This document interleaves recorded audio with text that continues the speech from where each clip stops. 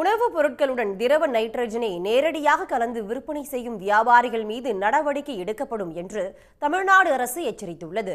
Smoking பிஸ்கெட்டை வாயில் போட்டவுடன் வெண்பஞ்சு மேகங்கள் போன்று வாயிலும் மூக்கிலும் புகை வருவதை குழந்தைகள் மட்டுமின்றி பெரியவர்களும் அதன் ஆபத்தை உணராமல் ரசித்து விளையாடி வருகின்றனர்.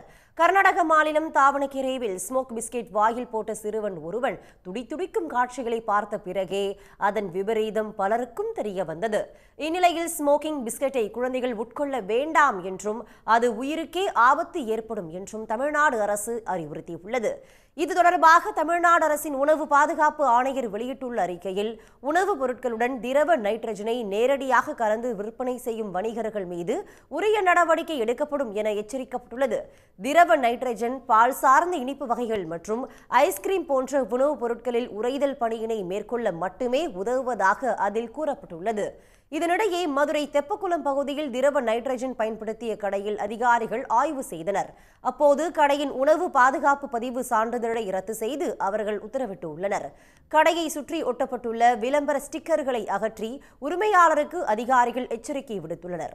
ஆய்வு மதுரை முழுவதும் தொடர்ந்து நடைபெறும் என உணவு பாதுகாப்பு அதிகாரிகள் தெரிவித்துள்ளனர்.